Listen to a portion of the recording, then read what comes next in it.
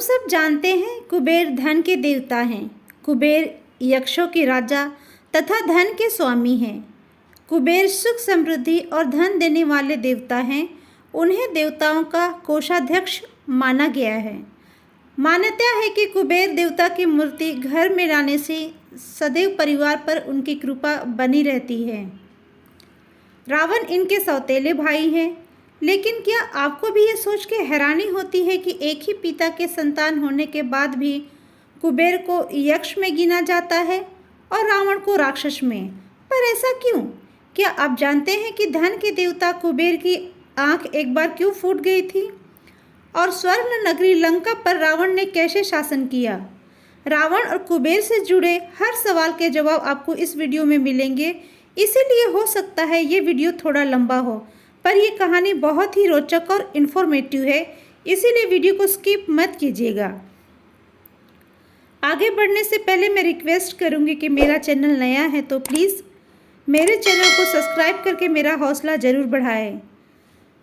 पुलत्स्य ऋषि के पुत्र विशर्वा एक बुद्धिमान और शांत व्यक्ति थे। उनका अधिकांश समय तपस्या में ही जाता था। कुछ समय के बाद विशर्वा का विवाह इडविड्डा से हुआ, जिससे उन्हें एक पुत्र की प्राप्ति हुई, जिसका नाम वैशर्वन रखा गया। वैशर्वन जब बड़े हुए तब उन्होंने ब्रह्मा की तपस्या की। उनकी तपस्या से खुश होकर भगवान ब्रह्मा ने उन्हें चौथे लोकपाल के पद पर नियुक्त किया। चौथे लोकपाल बनने के बाद वैशर्वन का नाम कुबेर पड़ा और वे धन के देवता बन गए। ब्रह्मा उनसे इतना खुश हुए कि उन्होंने अपनी पुष्पक विमान भी कुबेर को भेंट कर दी। कुबेर बनने के बाद वैशर्वन अपने पिता विशर्वा से मिलने जाते हैं और कहते हैं, भगवान ब्रह्मा ने मुझे कुबेर तो बनाया, पर मेरे रहने का कोई स्थान निश्चित नहीं किया। इस पर उनके पिता विशर्वा कहते हैं, तुम त्रिकुट पर्वत पर स्थित सोने की लंका में जाकर रह सकते हो। पिता के आदेश के बाद वैशर्वन लंका में जाकर रहने लगते हैं। कभी कभी पुष्पक विमान में बैठकर वैशर्वन अपने माता पिता से मिलने आया जाया करते थे। कुछ समय के बाद विशर्वा राक्षस सुमाली की पुत्री कैकसी से विवाह करते हैं। समय आने पर कैकसी 3 संतान को जन्म देती है, रावण, शूर्पणखा और विभीषण।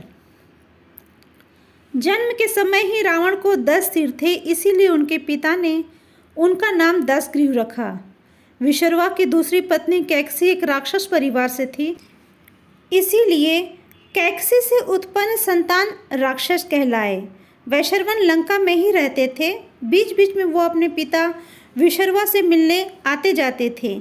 एक बार जब वैशर्वन विशर्वा से पुष्पक विमान में बैठकर मिलने आए, उसे देख कैकसी अपने बेटे रावण से कहती है, तुम्हें भी अपने भाई के समान शक्तिशाली और गौरवशाली बनना चाहिए।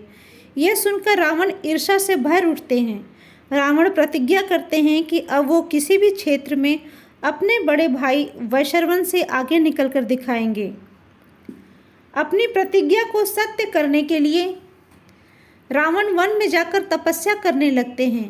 रावण 10,000 सालों तक बिना भोजन किए तपस्या करते हैं और प्रत्येक 1000 वर्ष के अवधि के अंत में अपना एक सिर काटकर अग्नि में भेंट कर देते हैं। अब तक उसने अपने 9 सिर को अग्नि में अर्पण कर चुका था। जैसे ही वो अपना 10वां और अंतिम सिर काटने के लिए आगे बढ़ा, तुरंत भगवान ब्रह्मा ने दर्शन दिए और वरदान मांगने को कहा। दशग्रीव बोले, मुझे अमरता का वरदान चाहिए। तब ब्रह्मा बोले, आज के समय में अमर होना संभव नहीं है, क्योंकि जिसने जन्म लिया है उसे एक दिन तो मरना ही होगा। तुम्हें अपनी मृत्यु का कोई तो रास्ता बताना ही होगा। तब दशग्रीव बोले, मैं नागों, देवताओं, यक्षों, दैत्यों, राक्षसों और दानवों के हाथों से न मारा जाऊं। इस पर ब्रह्मा जी ने कहा, मनुष्यों का क्या? तब रावण ने कहा, मनुष्य रास्ते में पड़े पत्ते के समान है, उनसे क्या डरना। ब्रह्मा ने रावण को अमर होने का वरदान दिया। ब्रह्मा ने उसके अर्पण किए 9 शीश भी दशग्रीव को वापस कर दिए। जैसे ये खबर रावण के नाना राक्षस सुमाली को मिली तो वो खुशी से झूम उठे। वो दौड़कर आए और रावण को गले लगा लिया।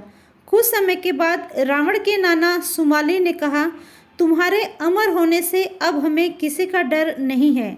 लंका पर तुम्हारा सौतेला भाई कुबेर राज्य कर रहा है, लेकिन लंका मूल रूप से राक्षसों की है। इस नाते लंका पर तुम्हारा शासन होना चाहिए। तुम अपने सौतेले भाई के पास जाओ, उसे मनाकर लंका उससे वापस ले लो। अगर ना माने तो बल प्रयोग कर उसे लंका से निकाल दो। अगर तुम ऐसा कर लेते हो तो मैं तुम्हें वचन देता हूँ कि तुम्हें मैं राक्षसों का राजा बना दूंगा। रावण को अपने नाना की ये सलाह सही लगती है। उसने अपने एक मंत्री कुबेर के पास भेजा। रावण के मंत्री ने कहा, आप रावण को लंका लौटा दे, क्योंकि रावण ही लंका का असली उत्तराधिकारी है। तब वैशर्वन ने कहा, लंका मुझे मेरे पिताजी ने दिया है, इसीलिए मैं लंका वापस नहीं करूँगा। अगर दसग्रीव चाहे तो मेरे साथ लंका आकर रह सकता है। रावण के मंत्री कुबेर का ये समाचार लेकर वहाँ से चले जाते हैं।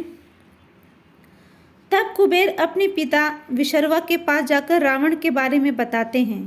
विशर्वा कहते हैं, जब से ब्रह्मा ने रावण को अमर होने का वरदान दिया है, तब से वो बहुत अभिमानी हो गया है। इसीलिए मेरी सलाह है कि तुम अपने मंत्रियों के साथ लंका छोड़ देनी चाहिए। तुम कैलाश पर जाकर रहो, पर अपने भाई से दुश्मनी मोल मत लो। पिता की सलाह के बाद वैशर्वन लंका छोड़ देते हैं और कैलाश पर जाकर रहने लगते हैं। जब ये सूचना रावण को मिलती है तब वो लंका चले जाते हैं, जहाँ उनका राज्याभिषेक होता है और वो राजा बनकर वहाँ शासन करने लगते हैं। अमर होने के बाद रावण इतना निर्भय हो जाता है कि वो बिना कुछ सोचे समझे ही देवताओं और ऋषियों का वध करने लगता है। जब ये खबर कुबेर को मिलती है तो वो बहुत दुखी हो जाते हैं। कुबेर एक संदेश के साथ अपने एक दूत को रावण के पास भेजते हैं। कुबेर कहते हैं, जब मैं कैलाश पर निवास कर रहा था तब मुझे भगवान शिव के बारे में पता चला। वो भी कैलाश पर ही तपस्या कर रहे थे। उनके साथ उनकी पत्नी पार्वती भी थी। मैं पार्वती को देखना चाहता था, इसीलिए मैं भी वहाँ पहुँच गया जहाँ भगवान शिव पार्वती के साथ थे।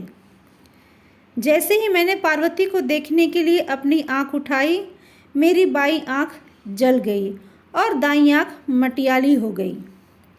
भयभीत होकर मैं वहाँ से भाग गया। मैं समझ गया भगवान शिव मुझसे नाराज़ हो गए हैं। मैं किसी दूसरी जगह आकर तपस्या करने लगा। लगभग 800 सालों के बाद भगवान शिव ने मुझे दर्शन दिए। भगवान शिव ने कहा, तुम्हारी बाईं आँख तो ठीक हो जाएगी, पर पार्वती को देखने की कोशिश के कारण तुम्हारी दाईं आँख हमेशा मटियाली ही रहेगी। कुबेर ने कहा, इसीलिए हे दसग्रीव, तुम भी अपने आप को सुधारो, क्योंकि देवता तुम्हें मारने की योजना बना रहे हैं। जैसे ही दसग्रीव के दूत ने यह संदेश सुना तो वो गुस्से से आग बबूला हो उठा। तुरंत दूत को मौत के घाट उतार दिया। रावण कुबेर को मारने के लिए आकाश मार्ग से निकल पड़ा। लगभग 1 घंटे की यात्रा करने के बाद रावण कैलाश पहुंचा। जब कुबेर के पहरेदारों ने देखा राक्षस आए हैं तो उन्होंने तुरंत इसकी सूचना कुबेर को दी। राक्षसों और यक्षों में घनघोर युद्ध शुरू हो गया। राक्षसों ने बहुत जल्द बहुत सारे यक्षों को मार गिराया। तब कुबेर ने दूसरी सेना भेजी। रावण ने उस पर भी विजय प्राप्त कर ली और कुबेर के निवास में प्रवेश कर लिया। उसको रोकने के लिए कुबेर के पहरेदार सामने आए। उसे भी रावण ने मार गिराया। अब कुबेर स्वयं ही युद्ध करने आगे आए। दोनों में द्वंद्व युद्ध शुरू हो गया। युद्ध में दोनों एक दूसरे पर भारी पड़ रहे थे। तब रावण ने छल का सहारा लिया और अदृश्य होकर कुबेर पर अपनी गदा से प्रहार किया, जिसके कारण कुबेर मूर्छित होकर गिर गए। तब उनके यक्ष सैनिक दौड़ते हुए आए और कुबेर को वहां से बाहर लेकर गए। रावण युद्ध जीत चुका था। लंका पर तो उसने पहले ही कब्जा कर लिया था। अब उसने पुष्पक विमान भी अपने कब्जे में ले लिया। दोस्तों, कुबेर पर रावण की विजय की ये कहानी आपको कैसी लगी, कमेंट्स बॉक्स में ज़रूर बताइएगा। मेरा चैनल नया है, इसीलिए मैं रिक्वेस्ट करती हूँ कि प्लीज़ मेरे चैनल को सब्सक्राइब करके मेरा हौसला ज़रूर बढ़ाएं। नोटिफिकेशन बेल को प्रेस कर दें ताकि जब भी मैं नया वीडियो अपलोड करूँ तो तुरंत आपको इसका नोटिफिकेशन मिल जाए। तो मिलते हैं नए वीडियो में, तब तक के लिए जय श्री राम।